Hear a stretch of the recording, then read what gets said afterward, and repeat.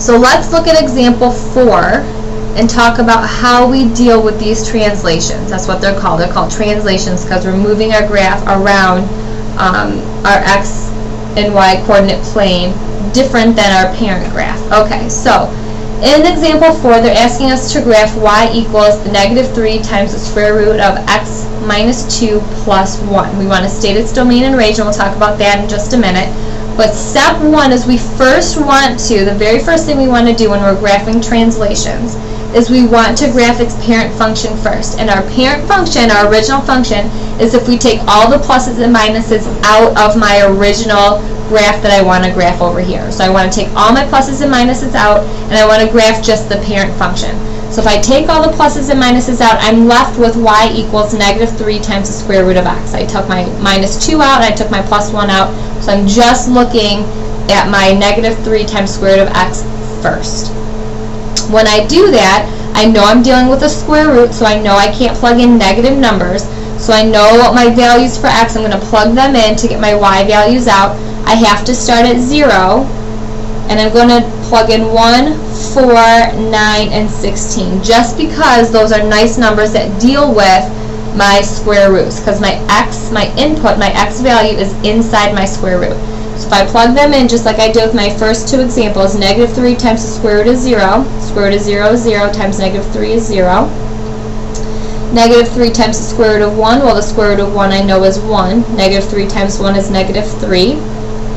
-3 times the square root of 4, well the square root of 4 is 2. 2 times -3 is -6. -3 times the square root of 9, well the square root of 9 is 3. 3 times -3 is -9. And 16, -3 times the square root is 16. Square root of 16 is 4. 4 times -3 is -12.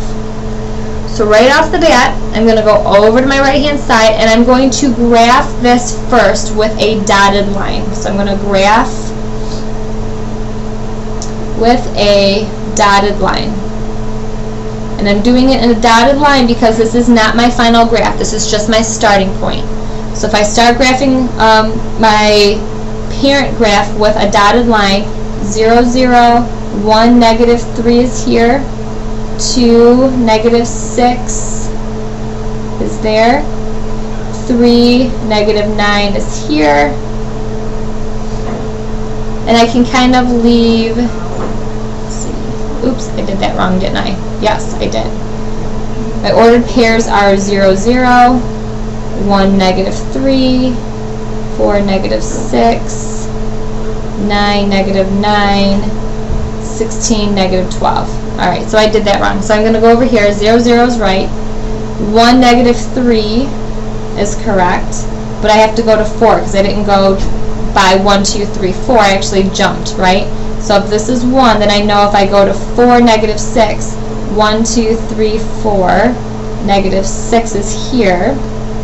And then 9, 1, 2, 3, 9 should be here. 9, -9 is this point right here. So my dotted line that I need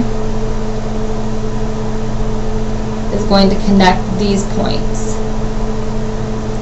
And that's a dotted line. These are irrelevant, so we don't care about those. So that's my dotted line as of right now.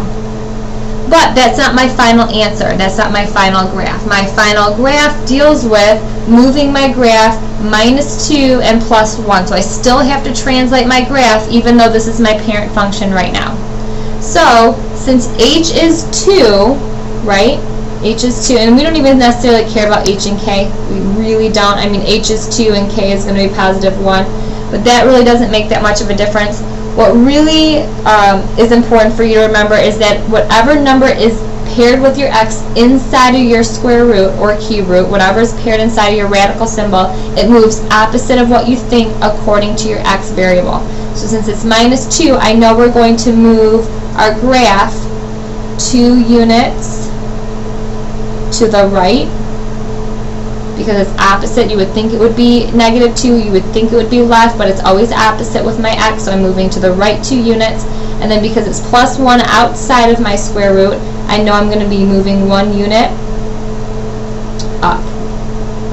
So once I do that, what I can do is I can now graph, I can shift all of my points. I have 4 points here. I can shift all 4 of those points in this direction and graph it with a solid line. So if I do that, this point, I'm moving 2 units right, 1, 2, and 1 unit up. That's going to be my new point. This point is going to also move 2 units to the right, 1, 2, 1 unit up, so that's my new point. This point right here is going to be 2 units to the right, 1, 2, 1 unit up. My last point is going to be 2 units to the right, 1 up, so that's going to be right there. And I can graph these 4 points together with a solid line. And that's my final graph answer for my X and Y coordinate plane. The last thing I need to do is, according to my final answer, which I'm going to highlight right here in blue,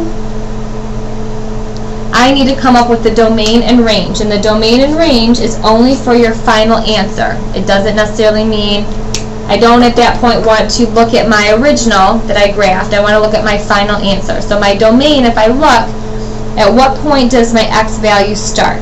So my X values, because I'm moving to the right only, I'm not moving anywhere to the left, I start at X equals 0 and move greater, right? Because these numbers up here are higher X, and I have values that have higher X values. So my X is greater than or equal to 2 for my domain. My range starts at 1, right? Because that's my Y value. My ranges are my Y's, and it goes smaller. So my Y values are going to be less than or equal to 1.